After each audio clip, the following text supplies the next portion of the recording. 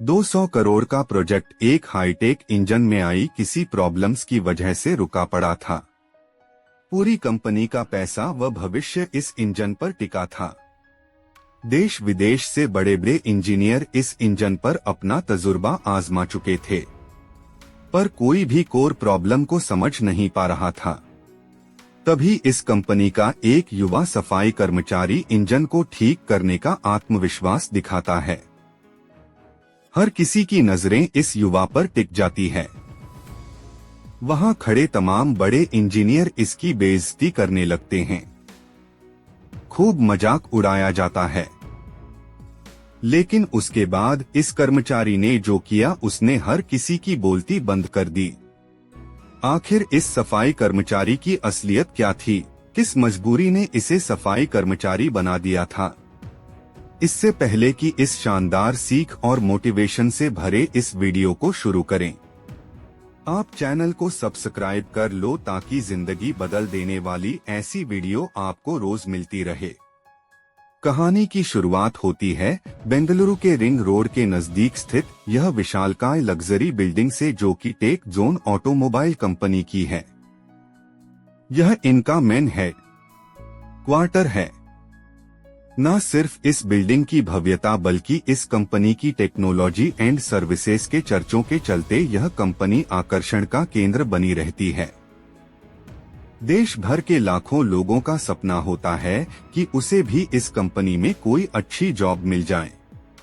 यह कंपनी वर्तमान और भविष्य को ध्यान में रखकर टेक्नोलॉजी को विकसित करती है, जैसे हाईटेक ट्रांसपोर्ट, ट्रक के इंजन, बस के इंजन, शिप इक्विपमेंट्स और कुछ ऐसी मशीनरीज तैयार करते हैं जो डिफेंस सिस्टम के लिहाज से बेहद सुरक्षित व सुविधाजनक होते हैं। हालांकि कंपनी के अंदर का माहौल कुछ अच्छा नहीं था। कंपनी की सीईओ थी प्रिया शर्मा, जिनकी उम्र लगभग 35 साल थी। उनका तरीका एकदम सख्त था। बात करने के तरीके में तंज और तिरस्कार की भावना छुपी रहती थी। यह आउटफिट से हमेशा वेल ड्रेस्ड रहती थी। बाहर के लोग उन्हें बहुत समझदार कहते थे, लेकिन उनके ऑफिस के लोग उनके बारे में अलग ही बातें करते थे। इस कंपनी का सबसे कीमती प्रोजेक्ट उनका बहुत ही नया गाइडेड इंजन पिछले 6 हफ्तों से खराब पड़ा था और यह इंजन उनका सबसे जरूरी हिस्सा था। 3 साल की मेहनत और करीब 200 रुपए करोड़ की लागत से तैयार हुआ था यह प्रोजेक्ट, लेकिन 70 करोड़ का यह इंजन हमेशा 14 मिनट और 36 सेकंड चलता और फिर बहुत गर्म होकर बंद हो जाता था। हर बार एक ही गलती दिखती थी, हार्मोनिक डिसरप्शन डिटेक्टेड। एक बड़ी एलईडी स्क्रीन से कनेक्ट यह engine red error symbol show कर रहा था। यह इंजन एआई मॉडल पर आधारित था। इस इंजन को एक ऐसे ट्रांसपोर्ट ट्रक के लिए डिजाइन किया गया था जो बिना ड्राइवर के ही माल को बेहद सुरक्षित रूप से एक जगह से दूसरी जगह तक पहुंचाने में सक्षम होने वाला था।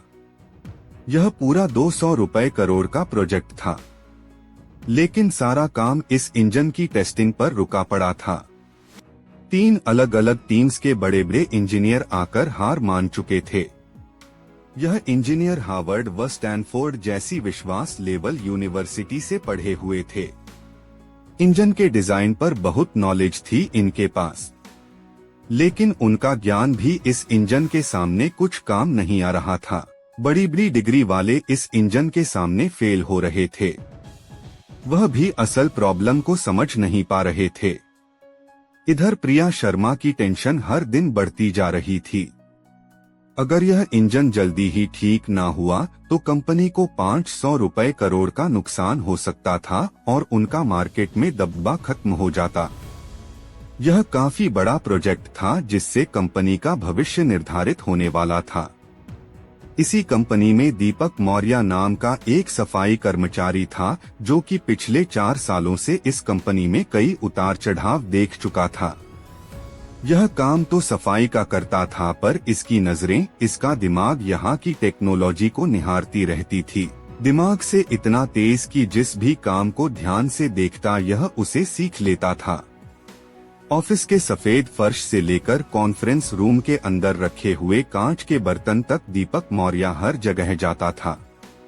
कहने को तो यह कंपनी में हर जगह दिखता था, पर फिर भी यह हर एम्प्लॉय के नजरों से उछल ही रहता, यानी कोई भी इस पर ध्यान नहीं देता।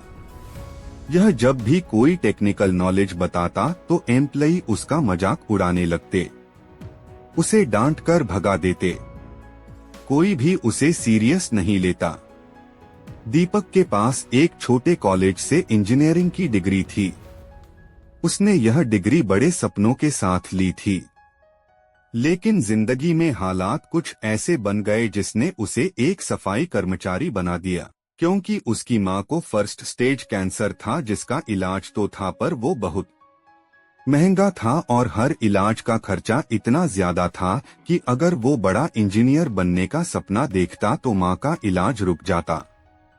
उसने अपना सपना नहीं चुना बल्कि मां का इलाज चुना, जिसके लिए पैसे जोड़ने के लिए वो कोई भी काम करने के लिए तत्पर हो गया। हालांकि इस कंपनी से अच्छी जगह कोई हो ही सकती थी जहां उसे कुछ ना कुछ सीखने को मिलता था। इसीलिए वह कहीं और काम ना करके इस कंपनी में सफाई कर्मचारी बन गया। दीपक दिन भर ऑफिस में रहता, लेकिन उस इंजन की आवाज उसे हमेशा सुनाई देती थी। रात को जब सब लोग घर चले जाते और वो कॉन्फ्रेंस रूम का सफाई करता तो वह चुपके से इंजन के ब्लूप्रिंट्स पढ़ता था। उस इंजन का दिमाग सफाई में नहीं, उसके डिजाइन में लगा रहता था। उसने देखा कि इंजन जर्मनी में छोटे यूनिट में बना था, लेकिन उसका सॉफ्टवेयर अमेरिका के बड़े यूनिट्स में सेट किया गया था। एक छोटा सा यूनिट बदलने का फर्क एक बड़ी गलती पैदा कर रहा था। दीपक का जीवन बड़ा संघर्ष भरा रहा। 9 साल की उम्र में दीपक के पिता चल बसे। तब से माँ और दादाजी की देखरेख में ही दीपक पला बढ़ा। दीपक की पढ़ाई लिखाई से लेकर घर के तमाम खर्चों को दादाजी ही पूरा करते। दादाजी का एक पुराना गैराज था। दीपक पढ़ाई लिखाई में बहुत अच्छा था, तेज बुद्धि का था। वो अक्सर स्कूल से आकर अपने दादाजी के गैराज पहुंच जाता और उनके काम में हाथ बटाने लगता। दादाजी उस इलाके के सबसे पुराने और जाने माने मैकेनिक थे। उनका तजुर्बा, उनका हुनर काबिले तारीफ था। वो इंजन की आवाज सुनकर ही बता देते कि दिक्कत क्या है। वहीं दीपक भी कुछ कम नहीं था। दादाजी जैसा हुनर तो मानो उसे विरासत में मिल गया हो। दादाजी जब भी किसी गाड़ी को ठीक कर रहे होते तो वह बड़े ध्यान से देखता, वो चीज को बारीकी से समझता। दादाजी भी उसे छोटी बड़ी बारीकियां बताने लगे। दीपक की उम्र भले कम थी, पर उसकी लगन और उसका इस काम में प्यार व समर्पण देखकर दादाजी दीपक को भी मैकेनिक के काम की बारीकियां बताने लगे। दादाजी दीपक का नाजुक हाथ चल रहे इंजन पर रखते थे और कहते थे, बेटा इस धड़कन को महसूस करो। एक इंजन तुम्हारी डिग्री से कोई मतलब नहीं है, उसे सिर्फ उसके धड़कन सुनने वाले की जरूरत है। मशीन की भाषा समझो, वो तुमसे कभी झूठ नहीं बोलेगी। दादाजी ने उसे सिखाया था कि इंजन को उसकी आवाज से, उसके वाइब्रेशन यानी कंपन से और यहाँ तक कि हल्की सी बदबू से भी कैसे प्रॉब्लम की पहचान की जाती है। दादाजी ने सीख दी कि बेटा जीवन में कोई काम तब तक ही मुश्किल लगता है जब तक उसकी सही जानकारी हमारे पास नहीं होती। जब तुम पूरी लगन से सीखोगे तो दुनिया का कोई भी काम जल्दी सीख सकते हो और बार बार प्रैक्टिस मेहनत तुम्हें तुम्हारे काम में कुशल बनाएगी, तुम्हारी स्किल को निखारेगी। 16 साल की उम्र तक दीपक इतना माहिर हो गया कि वो पूरा इंजन अब आंख बंद करके बना सकता था। लेकिन फिर हालात बदल गए। दादाजी एक दिन चल बसे। उनके अंतिम संस्कार में शहर भर के मैकेनिक और इंजीनियर आए थे, लेकिन दीपक मन में वो ज्ञान और हाथों में हुनर आज भी था। उसके अंदर चीजों को जानने समझने की प्रबल इच्छा उसे इस कंपनी में ले आई थी। गुरुवार का दिन था। कंपनी की किस्मत आज तय होने वाली थी। जर्मनी से बड़े इन्वेस्टर मिस्टर स्मिथ और उनकी टीम वहां मौजूद थी। उनके पास करीब 800 रुपए करोड़ की फंडिंग थी। डॉक्टर लेखा जो एक बहुत बड़ी इंजीनियर थी, वह भी उनके साथ थी। उनकी तेज नजर से कोई गलती छुप नहीं सकती थी।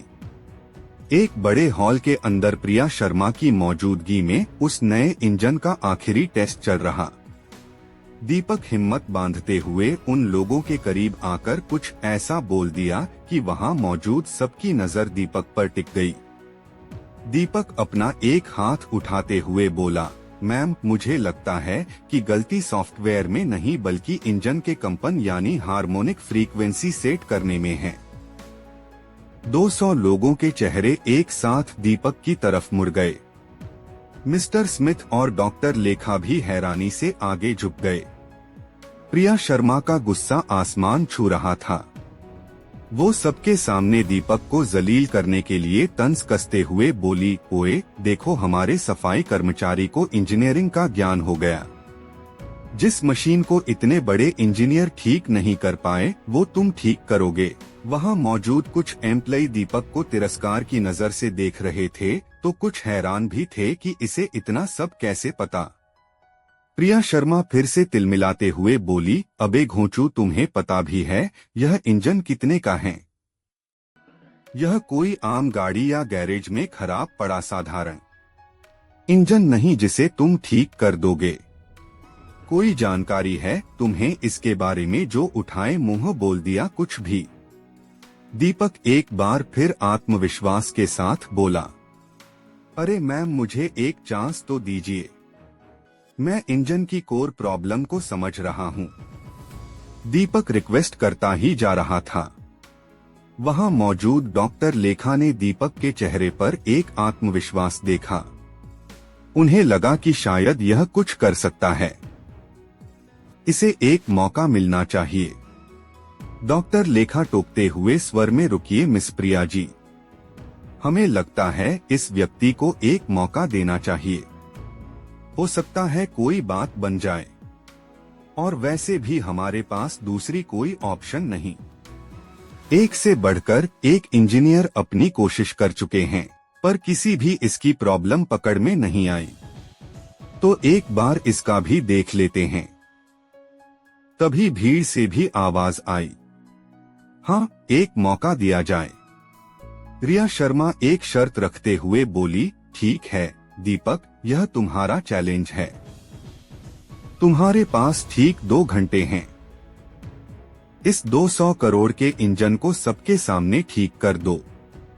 अगर तुम कामयाब हुए तो तुम्हें तुरंत सीनियर इंजीनियर बना दिया जाएगा, और अगर तुम फेल हो गए तो सिर्फ